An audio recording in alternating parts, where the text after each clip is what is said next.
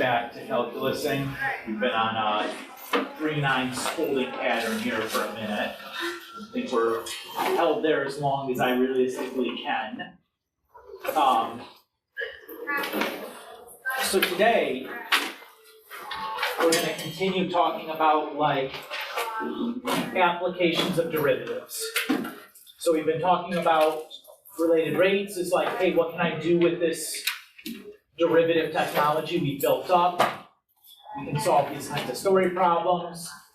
We're going to kind of continue that discussion and build out some more stuff we can use these derivatives to do. So these next several sections will be mostly predicated on like what can I use the derivative to tell me about the original function. So like, can I use the derivative to find specific places on a curve or specific values on a curve?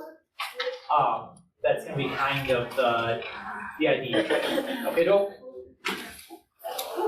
All right, so it's going to be the tools we use to get to play function detective. So we're going to start by defining what we mean by an absolute maximum or minimum. So we say an absolute maximum occurs if on some domain D that there's a value f of c that's greater than or equal to all other f of x on that domain, or for x's on that domain D, right? So it's exactly what you guys remember. It's like the highest point are tied for first amongst all the points. Does every function have an absolute maximum? No, why wouldn't it have one? If it keeps going up or down forever, right? Yeah, up forever, no absolute maximum. If it goes down forever, no absolute minimum. Okay? You have more than one absolute maximum? Yeah, like the sine or cosine function has infinitely many maximum and minimum because it's the highest value is 1 across the board. There's infinitely many of those. Hi. Aaron. Thank you. You're welcome. Same thing with minima, right? You can have infinitely many absolute minima, that's fine. We also can talk about local maximum minimum.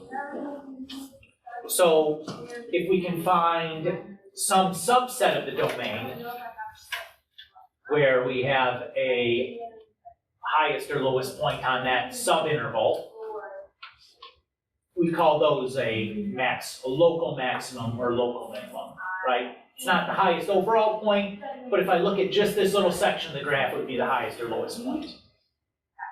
Everybody's okay with that idea? These are not unfamiliar vocabulary, right? What we've listed here is like a strict mathematical definition, but you don't really need it for anything. It's kind of one of these like, when you see it things. So if we look at the graph of this function, notice that this function is defined on a closed interval. So if I look at this, I have 3 maxima. And this one is the absolute. Everybody agree? Looking at the same graph, I have 2 minima, and this is the absolute. Everybody feel okay with what we mean by, yes? Does that make the other ones the local one? Right. If it's not an absolute, it's a local. 100%, yes. Does everybody feel pretty good about like what we mean by maximum minimum? The ones that are most likely to be forgotten are if you're dealing with something on a closed interval, that the endpoints of the interval are likely going to be a maximum or minimum. All right. The next main point here is called the extreme value theorem. And it says if f is continuous on a closed interval, notice that we need continuity again for this, then f attains an absolute maximum value f of c and an absolute minimum value f of d at some number c and d on the interval from A to B. So if we have some closed interval and some continuity, you know, like, and I do try to draw this, inherently I'm going to end up creating a absolute maximum or minimum. And it's like, well, what if it's just like, doesn't have like an up and down? Well, there's the maximum. There's the minimum. Okay, well, what if I do like one of these? Well, you just have two maxima and a minimum, right? The only way you can break this is if you use something that's not continuous, right? So if I look at this guy, notice that this guy has no absolute maximum, because even though this is like the highest point, it's an open circle, so there's no getting infinitely close to that, but there's no single point. Is everybody okay?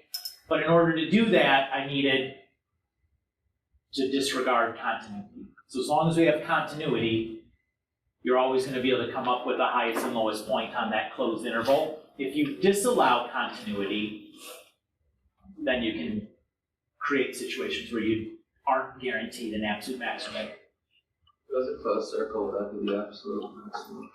Correct. But if it was if you had switched like this one and this one, then it would have an absolute max and absolute min. You're right.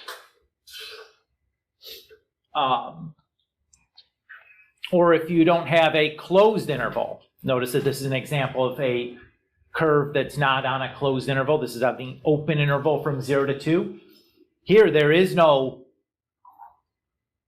extreme points at all, right? There's no lowest or highest point. The highest point is shooting off to positive infinity. And the lowest point is here at 0, 1, but it's an open circle there, so there is no lowest point either. Again, so this is the continuity, right? If you don't have continuity, something like this could happen.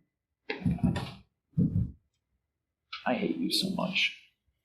If you don't have the closed interval, something like that could happen. Is everybody okay?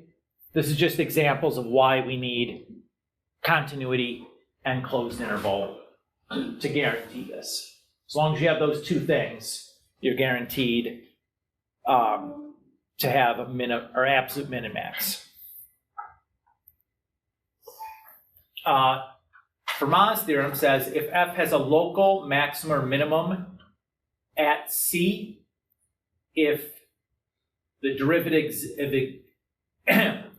if f has a local max or min at c and the derivative of f at c exists, then the derivative of f at c must equal 0.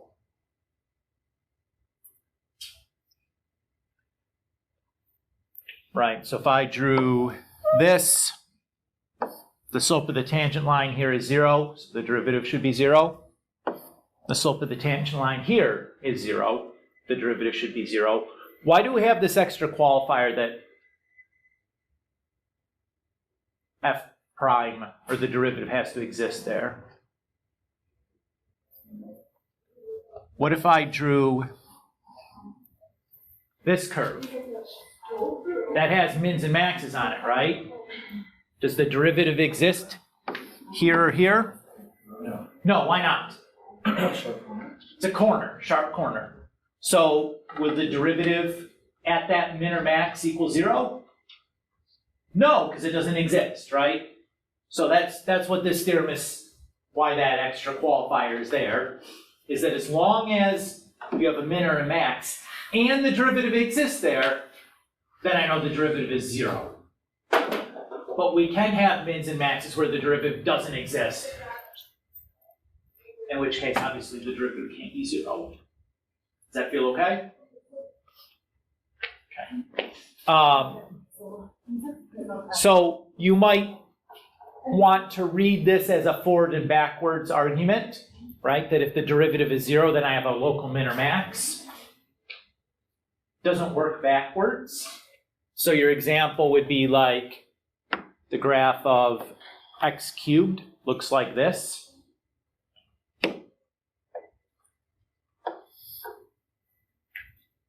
does have a place where the derivative is equal to 0. But as you can clearly see by looking at that, not a maximum, right? So be careful, you can't use this theorem backwards. Just because the derivative is 0 doesn't guarantee that it's a min or a max. Everybody feel okay there? And if I look at a graph like the absolute value of x, that's going to look like this, right? This has an absolute absolute minimum, but the derivative there doesn't exist. So just because you found the places where the derivative is equal to 0 doesn't mean you've established that, okay, amongst these places where the derivative is equal to 0, those can be the only mins and maxes. Nope, not good enough either. You guys see what we're saying?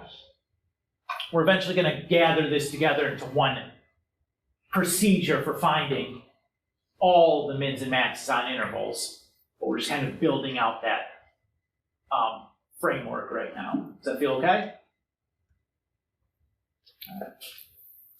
So we're going to make a new definition now. We're going to say that a critical number of a function is a number c in the domain of f such that either the derivative at c is equal to 0 or the derivative of c does not exist. So what that's going to do is that's going to cover any mins and maxes that look like this, any mins and maxes that look like this. What it's not going to catch, though,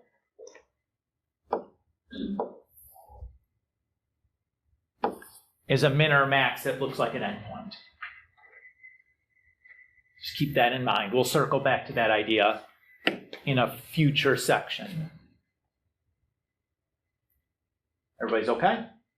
All right. Let's run through a quick example. So it says, find the critical numbers for f of x equals x to the 3/5 times 4 minus x.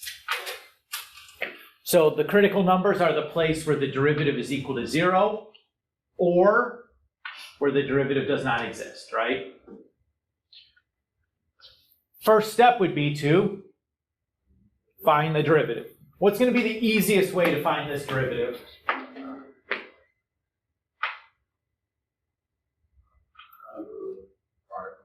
Chain. What if I just distribute the x to the 3/5 through to start, and then I can avoid any product or chain rules, right? A little bit of algebra at the beginning saves us a whole lot of calculus later on.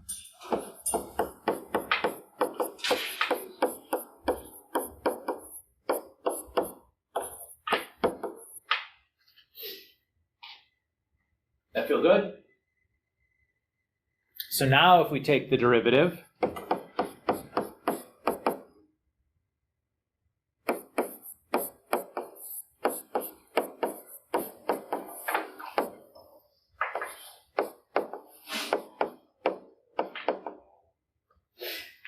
we have that. So far so good? Okay. So we'll take our derivative then and set that equal to 0.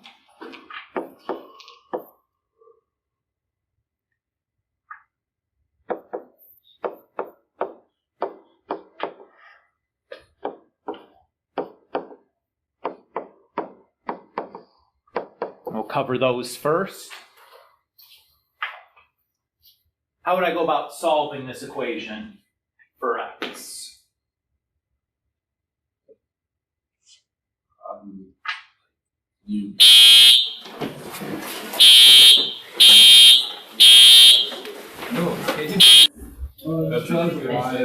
So I'd ask you guys how to solve this for x. And you guys kind of all stalled on me. It's like some algebra 2 solve for x problem here. What's the holdup? I'll use it's because Times 5. No, it's because What if you times it by 5 and get rid of the denominator? I mean, you can do that. That's not my primary concern as to what's slowing you guys down, though. What's the? Can you move the that? Negative x exponent. Okay, you don't like the negative exponent? You do the. Let's multiply both sides by something to get rid of it Just then. do the fifth root of the entire Multiply by x. Yeah. How about we multiply by x to the 2/5, Yeah, sure. right? What's that gonna do if we do that? It'll cancel off the negative exponent. Yeah, what else do you get though from it? X to the first on the passive fifth.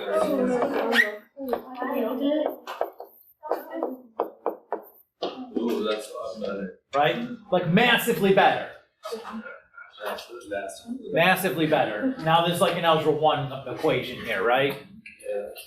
So what are we gonna get? X is 12/8 or something? Yeah. Something like that. And then, what, 3/2? Wow, good job, Adrian. Okay? Everybody feel good? Yeah. Yeah. The other thing then we need is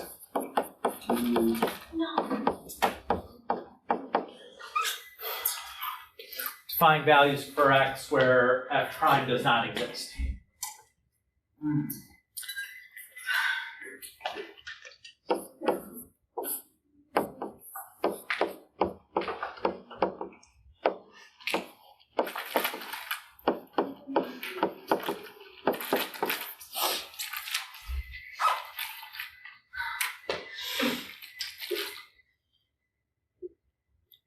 You got zero. Why can't it be negative? Because square roots are not gonna allow What square roots? 2/5. But the 5th is a 5th root, right?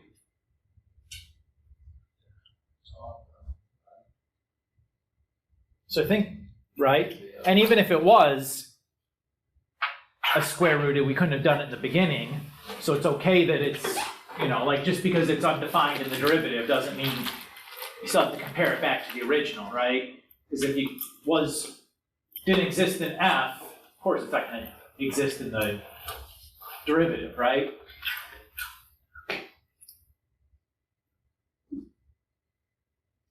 Zero. What? Zero. Yeah, 0 is the only one, right? That's the issue. Anthony, tell us why. It's in the denominator. So he sees the negative exponent, which means you have an x in the denominator. Everybody see that? If I look at the original, was there an x in the denominator there? No. No, right? Everything had a positive exponent. So if I have a, 0 in the denominator, that doesn't exist. Is there anything else?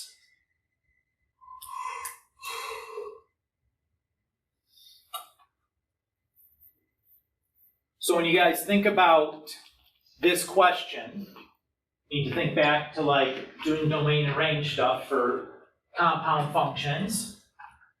So what are the types of operations that can cause a function to be undefined? We have division, like we saw here, right? We can't divide by 0. Even roots can't handle negatives.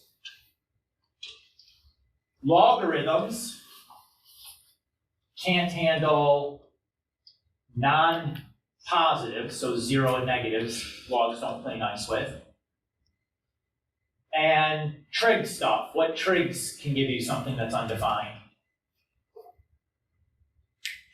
Tangent, cotangent, secant, cosecant.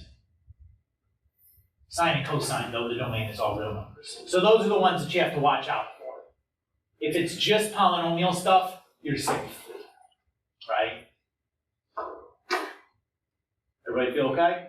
So our critical values here would be 3/2 and 0. Does that feel good? Typically, figuring out where the derivative doesn't exist is the harder of the two questions. But a lot of times, once you get used to looking for, it's really just kind of like a domain question. Basically, I'm comparing the domain of this to that, and anything that's undefined here that's not undefined there is a critical value. That's really all you're talking about doing. Does that feel okay?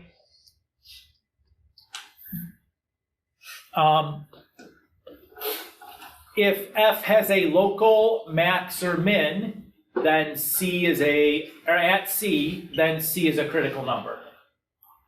So there's nice, that's quite nice, right? That guarantees us that if I find the critical numbers, I have located all the local minimums and maximums, right? What's the thing that it won't have caught?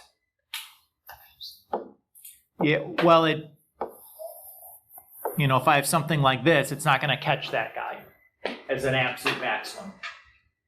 Now it'll catch this as an absolute minimum because it's also a local minimum. But the endpoints aren't locals, they can only be absolutes. So like this endpoint is nothing. Does that feel okay? So we need a little bit more to go on. This is our closed interval method. This is going to sum it all together for us. So it says to find the absolute maximum minimum values of a continuous function f on a closed interval from a to b. And an arrow, because we need continuity. It says find the values of f at the critical numbers critical numbers of f on the open interval from a to b. Find the values of f at the endpoints of the interval.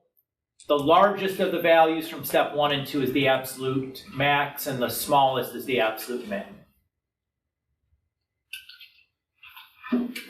So that's like us cramming these two ideas together. Okay, if all I'm doing is looking for locals, all I need to consider are the critical numbers. If I want the absolutes, I also have to consider the endpoints of my interval. Everybody so far so good? Okay. Let's do an example here. So if I want the absolute min and max values for the function, I'm going to start by finding the critical values for the function, which means that I need the derivative. And how nice is this derivative? What's this derivative going to be?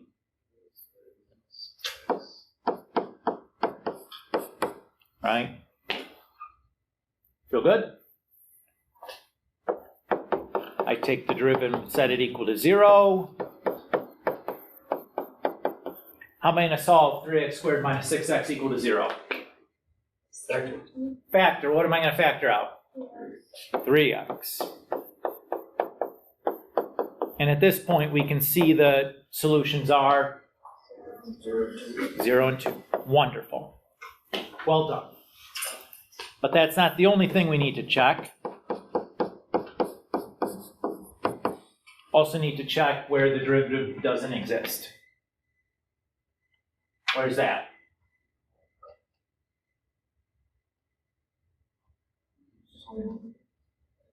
Nowhere, right? And I can tell that right away because what kind of function is the derivative?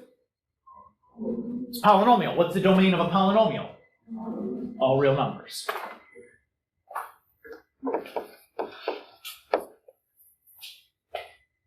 Everybody feel good there? Again, a lot of times checking where the derivative doesn't exist is going to be trivial until it's not.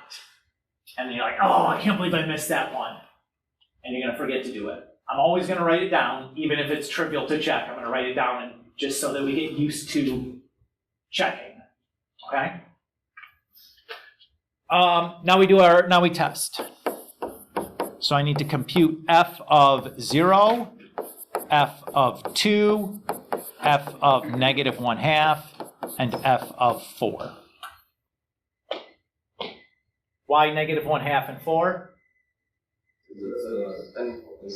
Yeah, they're the endpoints of the interval that I'm considering. So far, so good? I knew that one in my head. Let's see, 8 minus 12 plus 1. Skip that one for a second. 64 minus 32 plus 1, that's 33. I think we have a winner for a maximum. Then I have negative 1/8 minus 3/4 plus 1, so that's going to be 1/4, and then a negative 1/8, so that's positive 1/8, I think. What's up?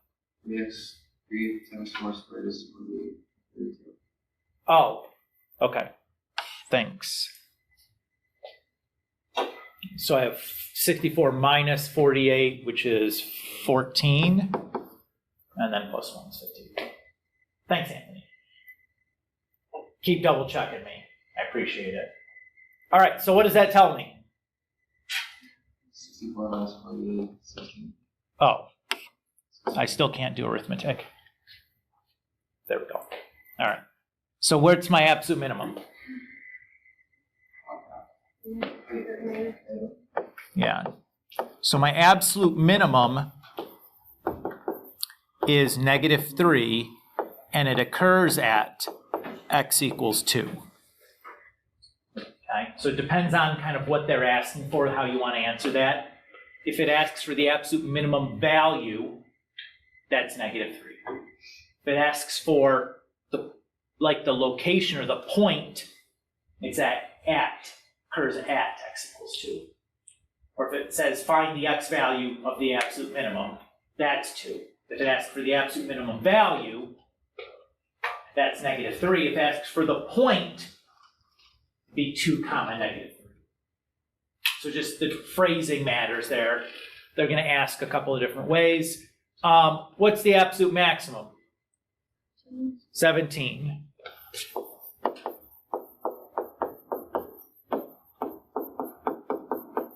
And that occurs at x equals 4.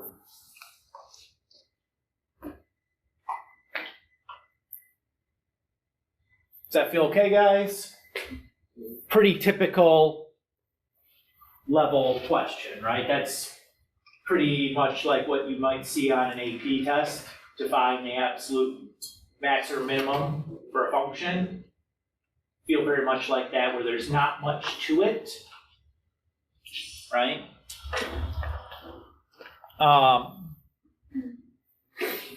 Let's do one more example here. I don't think I'm interested in doing this Hubble Space Telescope thing. All right.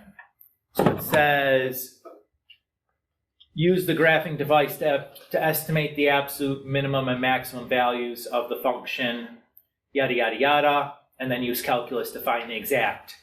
I'm going to skip part A because all it is you graph on your calculator and you can use the min and max commands. Right, you guys remember doing that? We're just going to do B. All right, so if I want to find the absolute min and max values on the interval from 0 to 2, I need to start by finding the derivative. What is the derivative of x minus 2 sine x? Perfect. Everybody feel good? So we'll take that derivative and set it equal to 0. So to solve 1 minus 2 cosine x equal to 0, I should start by? Good. So get the cosine by itself. So we subtracted 1 and divided by -2. So we have a half. Then what? Well, I subtracted the 1 and then divided by -2. So they canceled out. But no, it's after the mistakes I made last time. You for sure ask if you think it's wrong. We do cosine inverse. I think I heard somebody whisper. Great. And then what's cosine inverse of a half? Where are the two answers going to lie? What quadrants? First and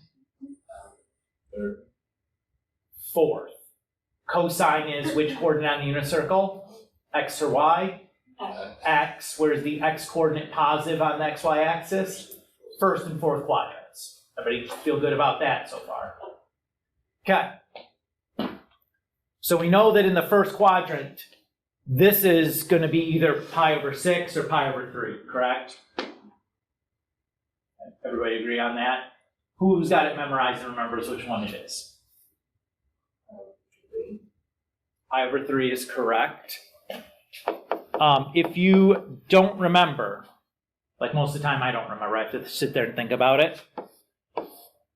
So I have like this thing here, and it's going to be 1/2, needs to be 1/2 root 3, right? Everybody agree? So here, this is like 0.5, this is 0.886. So it should be like further up than it is over. So that's a bigger angle than it would be if it was further over and less up. Pi over 3 is the bigger of the two.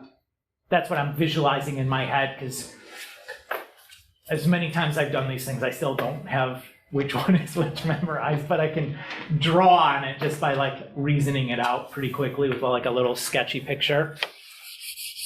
And then the other one then should be able to do now, right?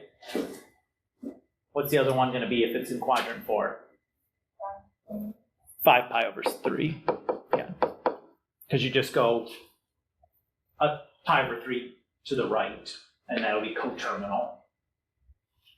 Feel good? Okay. Then we have to check where the derivative does not exist. Where is that? Nowhere. Good. Why, Anthony?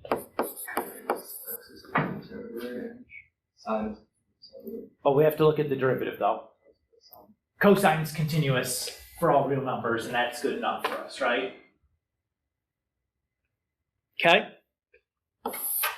So what are our, if we check now to find our absolute minimum and maximum, what values do we need to check then?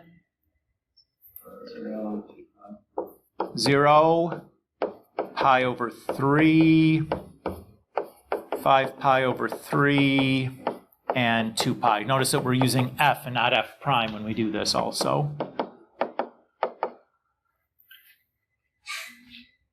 Okay. F of 0 is 0, right? Because sine of 0 is 0. All right. What's f of pi over 3?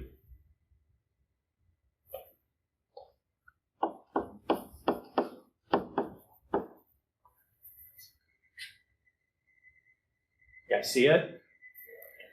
If cosine is 1/2 at pi over 3, then sine is root 3 over 2, and then the 2's canceled. And same thing here, right? Except what's going to be the difference, because we're dealing with sine?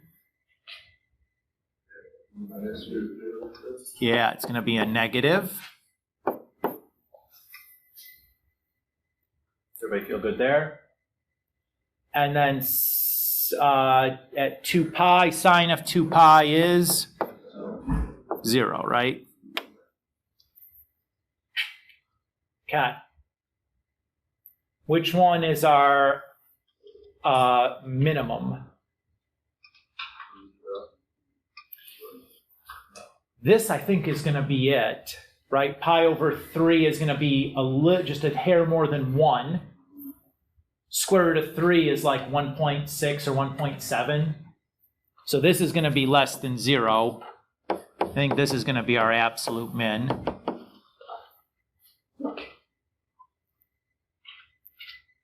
And which one's our absolute max?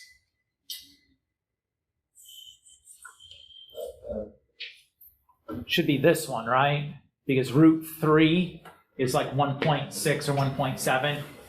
This is missing a pi over 3 from here. We just said pi over 3 is just only a hair more than 1.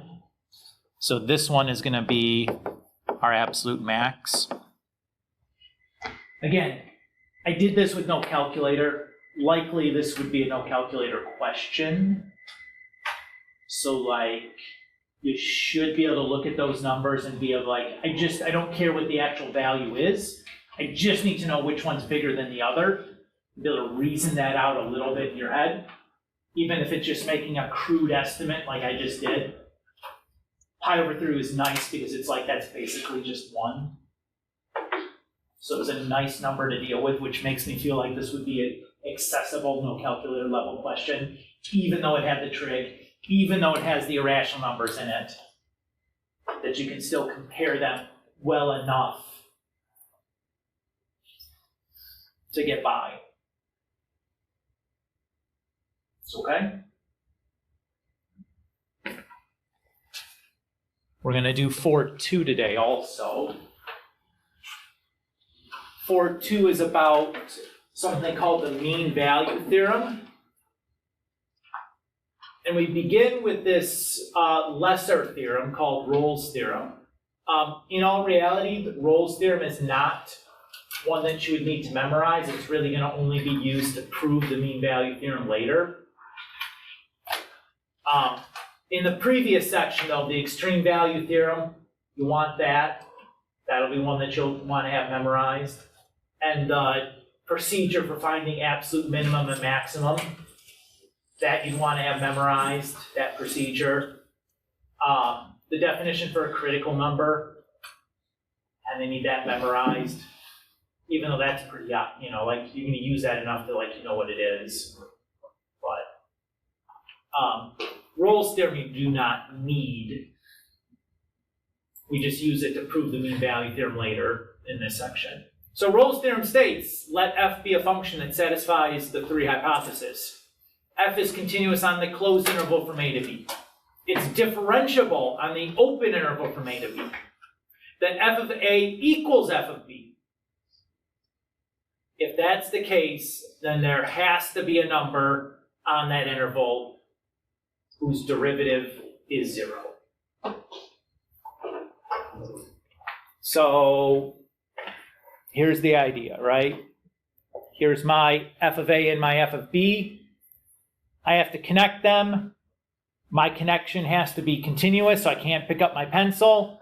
And it has to be differentiable. It means I can have no vertical tangents or sharp corners. So if I draw them straight, well, everything on that graph has derivative 0, right? Okay. So it satisfies. If I'm like, okay, what if I do this? Well, the maximum has a derivative 0. All right, what if I do like this? Well, I have two extrema, those, all right.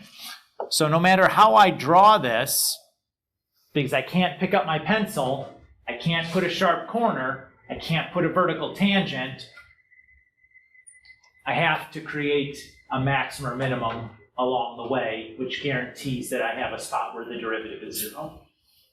Does that feel okay? We didn't prove that per se, but that's the idea of that. All right. Here it says to prove the equation x cubed. You know what? I don't even want to do this.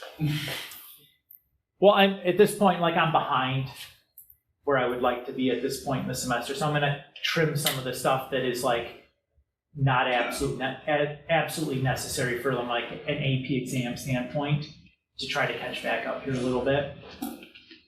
That's what I'm doing. So that's a perfectly lovely question. It's totally doable, but it's at this point I would consider it enrichment and to try to get caught back up so that I still have review time at the end of the year. I'd rather skip a little bit of enrichment, especially for something as narrow as that. Maybe you could pick up some second semester topics that I think are more valuable enrichment topics, and or just get us back on track. So, real talk as to why I'm making some of these decisions and why we're doing 2 sections today and stuff. Mean value theorem. This is another memorizer. This is one they'll expect you to know and be able to use and quote by name. So let f be a function that satisfies the following hypotheses. That f is continuous on the closed interval from a to b. It's differentiable on the open interval from a to b. If you have those two things, then there is some number on that open interval such that the derivative at that point is equal to the average value of the function, aka the slope from the starting point to the ending point. So notice that this is just the slope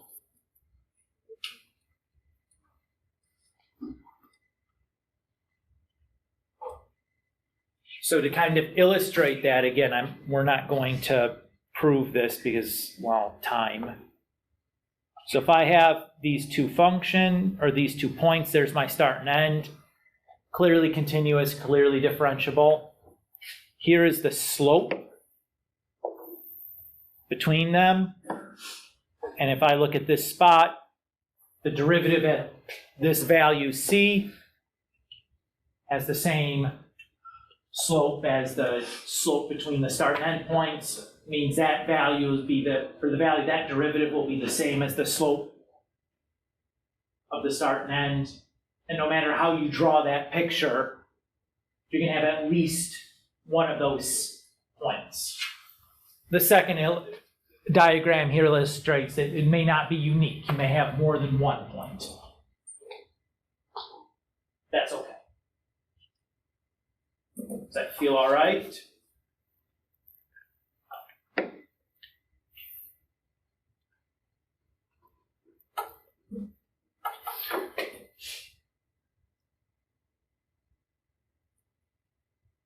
Okay. So let's say that we have our function is x cubed minus x, and our interval is from 0 to 2. That's what I mean there. Everybody's okay? So what I want is, I know that there is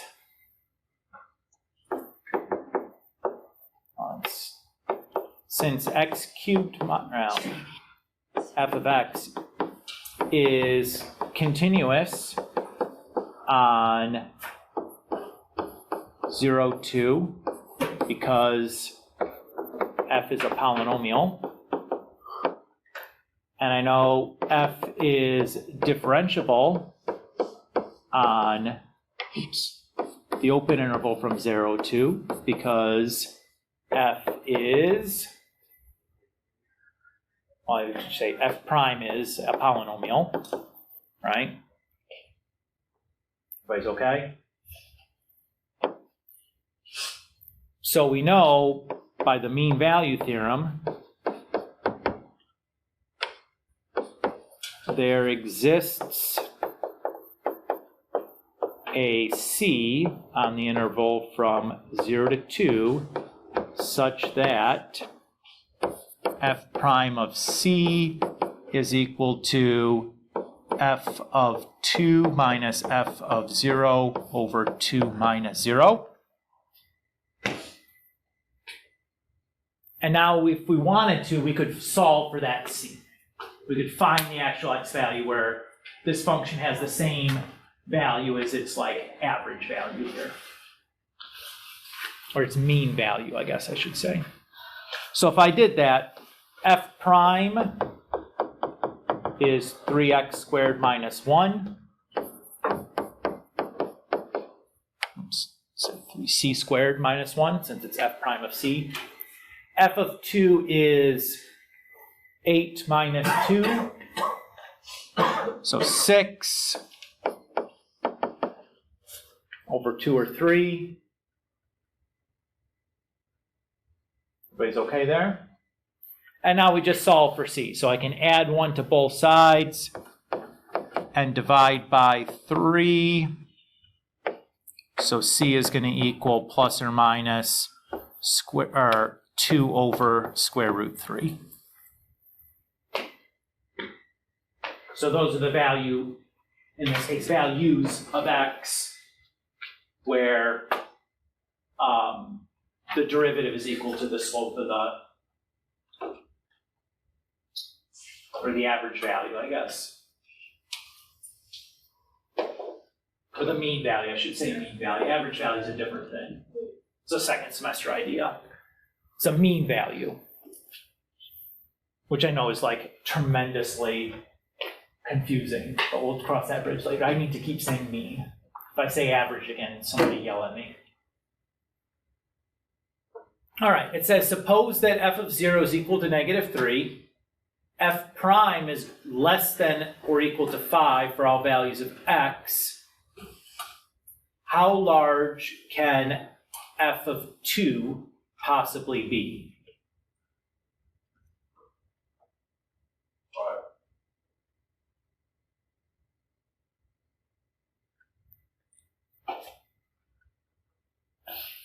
So we can say since f prime of x is less than or equal to 5, f is differentiable on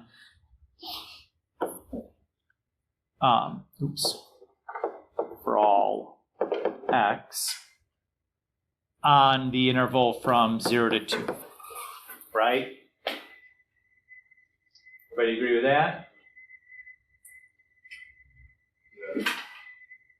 Actually, let's just say on here. Just go big, right? Doesn't matter, doesn't hurt to have more than you need, as long as you have what you need. Since f is differentiable for all real numbers, what else can we say about it? Good, yes, 100%.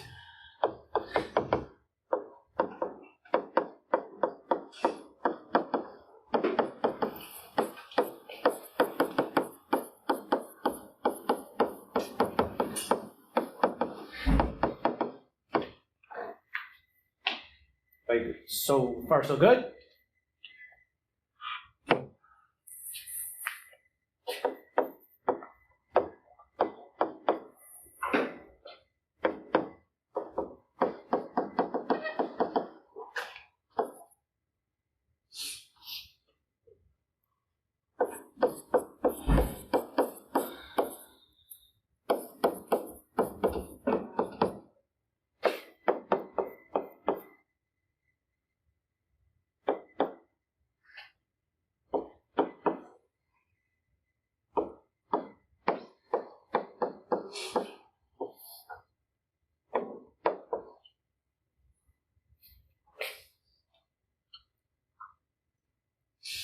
Everybody's okay there?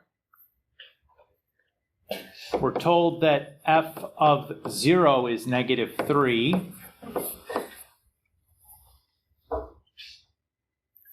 And we know that f prime of c has to be less than or equal to 5. So whatever 2 is, or f of 2, can't give me any value that exceeds, when I plug it in, 5. What can we say then?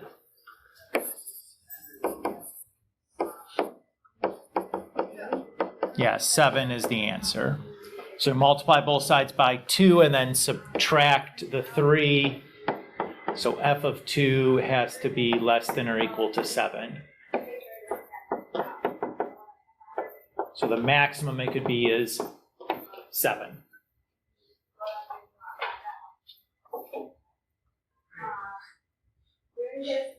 Tricky. Having not ever seen that before, like, to use a mean value theorem there is not obvious at first glance. You read that and were like, the school, like, how the heck does the mean value theorem have anything to do with this? That's how. That's how. So anytime we're looking for, like, how large could something possibly be, mean value theorem is probably a good choice.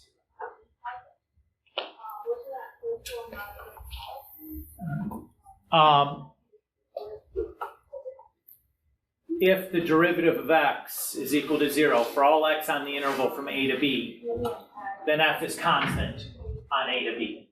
Does anybody doubt the validity of that statement? Right. Gotta be the situation. Because what if it's the derivative is equal to 0 for all x? Guess what you know you can't have? Can't have any discontinuities. Can't have any corners or vertical asymptotes or anything else weird going on. It just has to be like a straight continuous line is all you can do. And then we have if f prime is equal to g prime of x for all x on the interval from a to b, then f minus g is constant on a to b. that is f of x is equal to g of x plus some c. Or that c could be 0, they could be identical functions. But for example, like,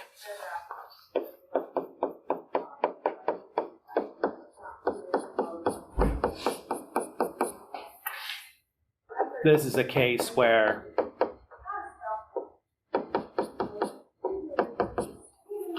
right, f and g don't have to be the same function to start with, but when we take their derivative, they can still be equal. In this case, they both equal 1.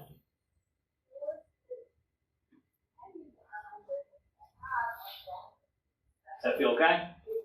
So it's saying anytime we have the derivatives are equal, it tells us the functions are at most a constant multiple of each other, or a constant, or only differ by a constant. Ugh. And we're not going to do this because I think that's beyond the scope of what I need to do also, so we'll just skip that as well. So we're going to stop here for today. I can't cram any more into you guys today. You look full to the brim already, so we're going to stop.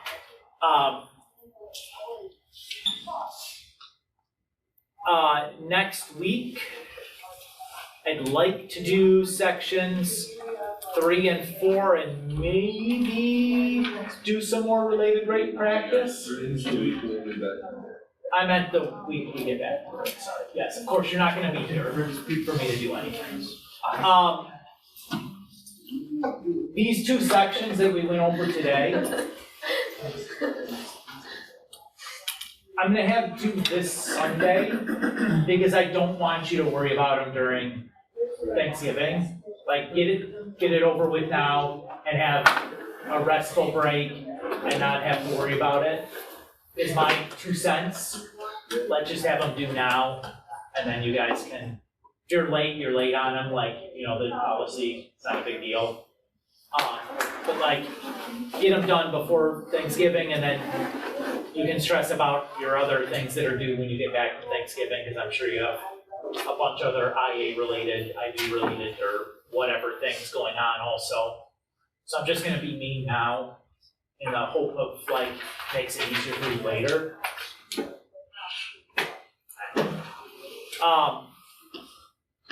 Feel good? So I'll put these assignments up on Nine or Dame or whatever later today. I should have tests ready to enter by today or tomorrow. So I'll be looking to try to enter those here sooner than later. I think I just have a couple people that still need to finish and one that still needs to do it, but more or less I'll have enough people in to curve it and get the values entered for that. Does that feel okay? Any other questions for me? So we're not testing you guys before semester, right? Okay. No, you got it's there. I hate the mini exam week before the real exam week. I like, it makes me cringe that we do this and nobody is like smart enough to just be like, you know what, like I just don't need to do this.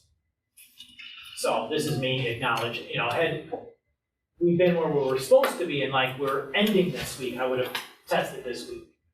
But I will not, I mean, with 2 weeks between exams and returning, like, it makes, no. It's just like, it's not worth it. What's it gonna tell me that I don't know?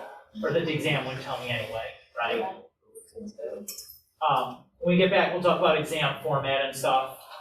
That's what I was gonna say, we still have an exam, right? Yeah, you still have an exam, so like, Just kinda like a test and then. yeah, which is like totally unnecessary to me, right? Like, you guys don't wanna do that. I don't wanna do that. If you wanted to do the retake option, spend time to find that. To find a place for that, if that's something you wanna do. So, we'll handle that when we get back. Is that 4.2 or is it 4.18? Well, I think my highest. That's just. My highest test is like I couldn't go get it. but even then, it's still better. The less like I had really been on this side. It's still better. You come out to the carbon diagram and get it, but not coming in. Yeah, it's the added stress of having. Okay, I'm during CT, Yeah, oh no, I meant, and then I go. well, yeah, that too, like, I was saying how it's still better to double, one and that. Oh, even if you have like not great test So scores. yeah, like, alright, they don't need to be like a better, like, let's say I have like a 10, like, 80 or 85, but it's still better than double. No, but If I was 85, it is. like we have let's some say, kids. Can I go to the back? And she makes me give it all. Yes. Yeah, let's chat. I was the one.